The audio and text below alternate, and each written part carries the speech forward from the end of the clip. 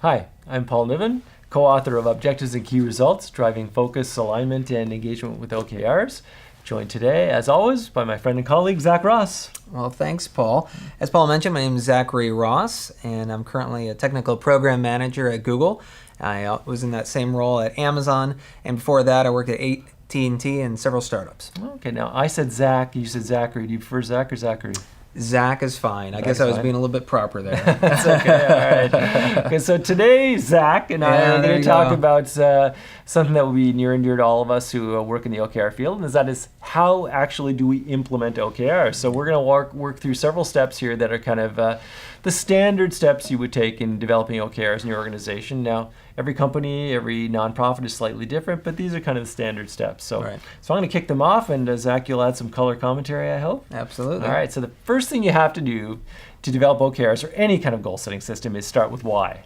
Right, so why are we doing this? What is the business purpose behind this? I joke sometimes with clients, and it's written in the book here that you can't say we're doing OKRs because Google does it. Right? That's sorry, Zach, that's not a legitimate reason. Right? I agree with you. You have to have a why.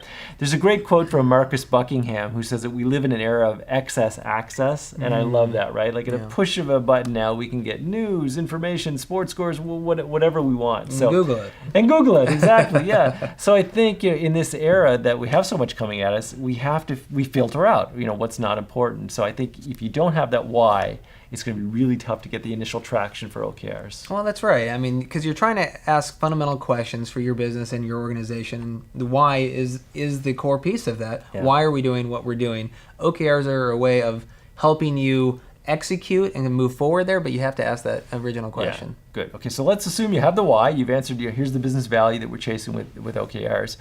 I think the next thing you have to think about is do we have an executive sponsor who really understands OKRs, acts as a true ambassador, kind of walks the talk and walks the walk, as they say. I think that's really critical because another quote I love is everybody watches what the boss watches, right? So if the senior leader is talking a good game about OKRs, but then is going off and just perhaps measuring financials only, I think that's a big problem. So what's it like at Google as far as executive sponsorship? That's right. You follow where your leadership goes, right? Yeah. What's rewarded is repeated, is what I've also heard as well. So if your management is rewarding you for hitting your objectives, and I'm not talking about in performance reviews or compensation, but just saying, hey, great job, I'm glad you're hitting that number. Yeah. Guess what? Everyone else is going to be behind that. So you certainly have to have leadership behind it, and that'll get you really far. Good. Okay. So the why, the executive sponsorship. Notice how soft or intangible these things are too. This is one of the things I tell my clients all the time, that this is a lot about change, right? So there's a real change aspect, and we're getting a little into the harder things here, though. Now, I think the next step you'd have to consider is confirming or developing your mission, which I define as core purpose, your vision, kind of a word picture of the ideal desired state in the future, and your strategy, which we talked about in a previous video. Do you need a strategy for OKRs? So I think you have to have that kind of bedrock, that foundation in place from which to have a context for developing OKRs. That's right. It's really kind of a launch pad for those future discussions, and I think getting some clarity about your mission, your values, and your strategy will only make it that much better. Your OKRs that much better. It's when there's maybe some fuzziness or some lack of clarity on these items that you mentioned. Right. You may work really hard at your objectives, but I don't think they're going to be as good as they could be without those others. Yeah, fuzziness is a great word. You don't want fuzziness in your strategy, right? That's definitely not a good thing. Yeah, not good. So next step, if possible, start at the top. Always said that's not always going to happen. And pilots are fine if you want to pilot your OKRs, and especially if you're part of a larger organization, that's fine. Ideally, though, you would like to start at the top again for context, right? So that we don't use the word cascading in OKRs, but we often talk about, and we talk about this in the book, about connecting OKRs from one level to the other. But I think it is, if possible, beneficial to start at the top if you can. Right, because going back to what you were saying before, that strategy informs those OKRs. Because if you're trying to, in just one small portion of your company or from a bottoms up, without connecting it to some higher level strategy, I think you're going to miss the mark, and folks are not going to be motivated. So I think you really have to start with the top and then work your way down. Good.